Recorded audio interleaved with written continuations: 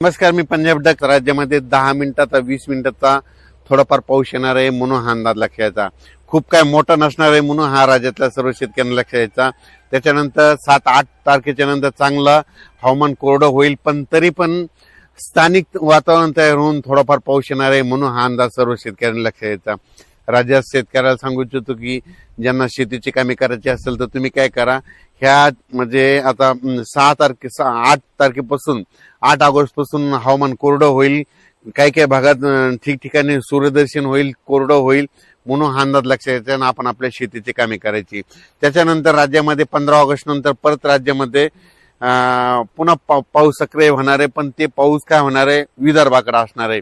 विदर्भात म्हणजे कुठं, विदर्भामध्ये वर्धा, नागपूर, भंडारा, गोंदिया, चंद्रपूर, यवतमाळ, गडचिरोली तिकडल्या पट्ट्यामध्ये राहणार आहे. म्हणजे पूर्व विदर्भामध्ये ते पाऊस असणार आहे म्हणून अंदाज तो सर्व शेतकऱ्यांना लक्षात यायचा.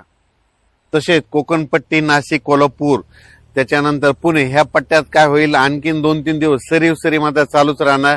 काही काही ठिकाणी जोराचा पाऊस पडेल, 10 मिनिटाचा, 20 मिनिटाचा, अर्ध्या तासाचा असा पाऊस चालूच राहणार आहे म्हणून अंदाज त्या शेतकऱ्यांना लक्षात यायचा. त्याच्यानंतर इकडं मराठवाड्यामध्ये परभणी, लातूर, हिंगोली, त्याच्यानंतर नांदेड, संभाजीनगर, जालना, धाराशिव, लातूर, ह्या बीड ह्या पट्ट्यामध्ये काय होणार आहे, आणखी 2-3 दिवस स्थानिक वातावरण तयार होऊन दुपारपर्यंत ऊन पडणार, लगेच अर्ध्या तासाचा 1 तासाचा जोराचा पाऊस पडणार आहे म्हणून अंदाज लक्षात यायचा. त्याच्यानंतर उत्तर महाराष्ट्राकडे काय होईल, अशा सरी नाशिक जिल्हा, नंदुरबार, धुळे, जळगाव तिकडे देखील काय होईल, दुपारपर्यंत अशा सरी चालूच राहतील आणि त्याच्यानंतर दुपारनंतर ऊन पडल्यानंतर पुन्हा अर्ध्या 1 तासाचा पाऊस जोराचा पडणार पुन्हा हा अंदाज लक्षात. खूप मोठा पाऊस पडणार नाही, फक्त काय होईल 10-20 मिनिटाचा पाऊस असणार आहे म्हणून हा अंदाज सर्व शेतकऱ्यांना लक्षात यायचा. तसेच नांदेड, लातूर, धाराशिव, सोलापूर, त्याच्यानंतर सांगली, बारामती इकडे काय होईल, सरी मात्र सुरू राहतील. खूप मोठा पाऊस पडणार नाही म्हणून हा अंदाज लक्षात यायचा.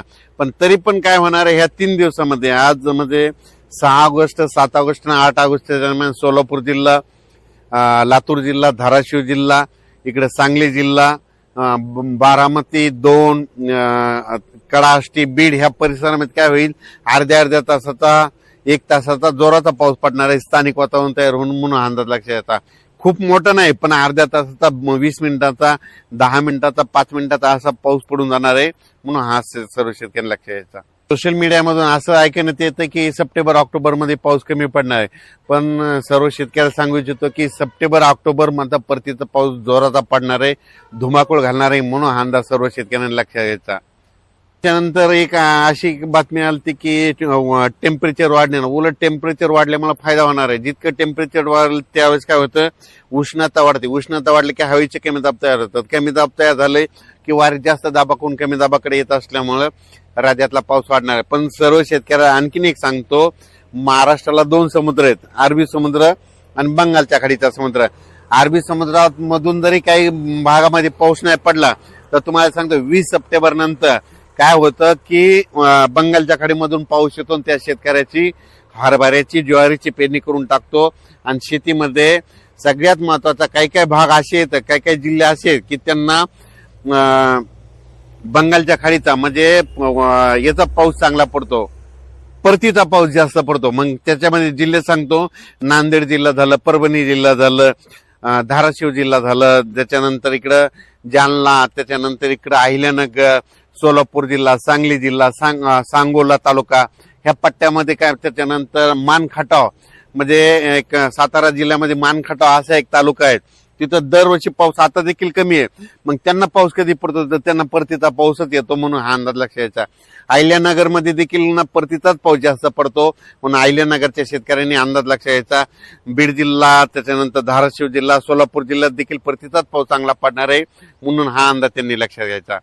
सध्या आता माझा 15 ऑगस्ट पर्यंत शेतीची कामे करण्यासाठी वेळ भेटणार आहे, पण 15 ऑगस्ट नंतर विदर्भामध्ये म्हणजे पूर्व विदर्भामध्ये वर्धा, नागपूर, भंडारा, गोंदिया, चंद्रपूर, यवतमाळ तिकडल्या पट्ट्यामध्ये चांगला जोराचा पाऊस पडणार आहे म्हणून हा अंदाज लक्षात यायचा.